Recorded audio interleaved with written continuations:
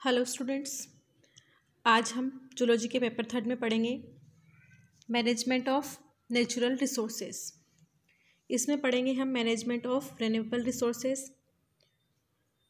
उसमें forest and forest management and wild life management. वर्तमान में सुखी रहने के लिए जैसे कि मानव ने प्राकृतिक संसाधनों का अविवेकपूर्ण दोहन करता जा रहा है, मात्र भौतिक सुख प्राप्त ये अंधाधुंध उपयोग करने से प्राकृतिक संसाधनों के साथ ही मानव भविष्य पर भी अस्तित्व का संकट खड़ा हो गया है। अतः वह प्राकृतिक संसाधनों के साथ ही दूसरे जीवधारियों पर भी अपना प्रभुत्व स्थापित करना चाहता है, जो कि संभव नहीं है। अतः प्राकृतिक संसाधनों का विवेकपूर्ण उपयोग करना ही एकमात्र विकल्प है।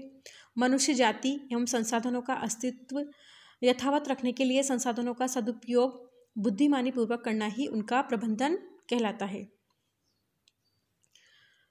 अंतर्राष्ट्रीय प्रकृति और प्राकृतिक संसाधन संरक्षण परिषद के वैज्ञानिक रेमंड ने मानव कल्याण हेतु पारिस्थितिकी के नियमों के आधार पर प्राकृतिक संसाधनों को बनाए रखने के लिए इनका विवेकपूर्ण उपयोग करना ही प्रबंधन का आधार बताया है। प्राकृतिक संसाधनों को, जैसा कि हमने पिछले वीडियो में देखा, दो समूह में विभाजित किया गया है, रिन्यूएबल रिसोर्सेज और non renewable resources. Renewable resources इस प्रकार में समस्त जैविक संघटकों को शामिल किया गया है। ये जैविक घटक उपयोग के पश्चात पुनः विकसित किए जा सकते हैं। Forest and forest management.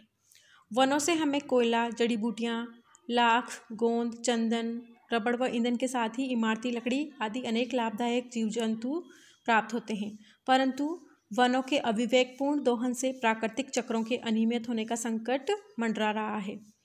वनों के महत्व तथा वन संरक्षण पर हम कुछ चर्चा करेंगे। वन्य जंतु प्रबंधन, वाइल्ड लाइफ मैनेजमेंट। वन में रहने वाले जंतुओं का उपयुक्त उपयोग, विकास एवं संरक्षण करना ही वन्य जंतु प्रबंधन कहलाता है। प्रबंधन से यह भी सुनिश्चित होता है कि वन्य जंतुओं से मानव को अधिकाधिक लाभ मिले। वन्य जंतु प्रबंधन को निम्नांकित प्रमुख तथ्यों का अभिज्ञान होना परम आवश्यक है। प्रथम इसमें आता है भोजन स्वभाव, दूसरा जीवों की संख्या तथा उनमें होने वाली घटत बढ़त, तीसरा आवास स्थिति, चौथा प्रजनन, पांचवा सीमा, छठा अन्य जातियों से अंतर संबंध। प्राणीविद प्रोफेसर एम बालकृष्णन तथा प्रोफेसर के एन अलेक्जेंडर के अध्ययनों से ज्ञात किया गया है कि 350 वन्य प्राणियों में से 81 विलुप्ति के संकट से त्रस्त हैं।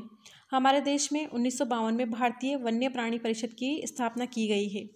भारत में 1970 में आयोजित अंतर्राष्ट्रीय प्रकृति और प्राकृतिक संसाधन संगठन IUCN की बैठक में निम्नांकित सुझाव वन्य जंतु संरक्षण के बारे में दिए, जो इस प्रकार हैं। वन्य जीवों के प्राकृतिक आवासों में वांछित सुधार करना, अभ्यारण्यों का विकास कर संरक्षणार्थ वन्य जंतुओं का पालन पोषण, प्रजनन योग्य जंतुओं विशेषकर गर्भकाल में जंतुओं के आखेट पर प्रतिबंध, आखेट योग्य जंतुओं का निर्धारण कर आरक्षित आखेट स्थलों का विकास। इसी में हम वाइल्ड लाइफ मैनेजमेंट के अंतर्गत पढ़ेंगे जैवमंडल प्रारक्षण, biosphere reserve. A biosphere reserve is an ecosystem with plants and animals of unusual scientific and natural interest. It is a title given by UNESCO to help protect the sites.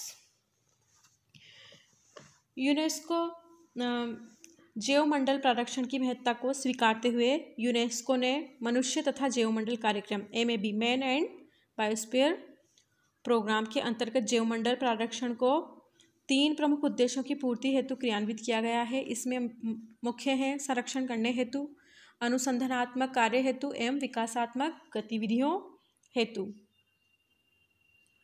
जैवमंडल reserve स्थल तटीय वातावरण के बहुउद्देशीय संरक्षित क्षेत्र हैं, जहां विभिन्न प्राकृतिक बायोम के पारिस्थितिकी तंत्रों तथा असमान जैविक समुदायों में वन्य समष्टि ट्राइबल्स के परंपरागत जीवनचर्या तथा दशानुकूलित पादप या जंतु आनुवांशिक स्रोतों की सुरक्षा द्वारा आनुवांशिक विविधता को संरक्षित किया जाता है।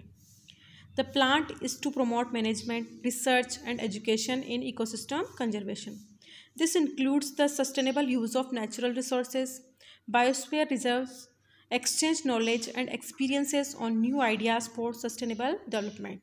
The aim is to get a balanced relationship between mankind and nature. Bharat में अब तक 14 जैवमंडल रिजर्व स्थापित किए गए हैं। Function of biosphere reserve. A conservation function to contribute to the conservation of landscapes, ecosystems, species and genetic variation. A development function to foster economic and human development which is socio-culturally and ecologically sustainable. A logistic function to provide support for research, monitoring, education and information exchange related to local, national and global issues of conservation and development. तो इसके उद्देश्य हैं संरक्षण संबंधित भूमिका के अंतर्गत पारिस्थितिक तंत्रों एवं जनन योग्य संसाधनों का संरक्षण करना, तर्क संबंधित भूमिका में अनुसंधानात्मक कार्यों एवं मूल्यांकन परक देखरेख के लिए अंतर्राष्ट्रीय स्तर पर एजेंसी की स्थापना करना, विकास से संबंधित क्रियाकलापों के अंतर्गत विकास तथा पर्यावरण कार्यों में समन्वय बनाए रखना। बायोस्फीयर रिजर्व्स की जोन, इसकी 3 जोन्स हैं, the core area, the buffer area, buffer zone और the transition zone. Core area, इसमें मानवीय गतिविधियों की अनुमति नहीं होती है। बफर जोन, मानवीय गतिविधियों जैसे संसाधनों के उपयोग की व्यू रचना, शोध तथा शिक्षा आदि की अनुमति होती है। ट्रांजिशन जोन, इस क्षेत्र में गतिविधियां जैसे सेटलमेंट, क्रॉपिंग, चारण, वानिकी तथा पर्यटन की अनुमति होती है। Role of biosphere reserves. Biosphere reserve preserves wild population, lifestyle of tribals, genetic resources of domesticated plants and animals. It helps in conservation, promotes economic development, scientific research, monitoring and education. जैसा कि हमने देखा कि जैवमंडल reserve बहुउद्देशीय संरक्षित क्षेत्र है जहां विभिन्न प्राकृतिक बायोम के पारिस्थितिकी तंत्रों तथा असमान जैविक समुदाय में वन्य समष्टि ट्राइबल्स के परंपरागत जीवन तथा दशानुकूलित पादप या जंतु आनुवांशिक स्रोतों की सुरक्षा द्वारा आनुवांशिक विविधता को संरक्षित किया जाता है। Thank you for watching.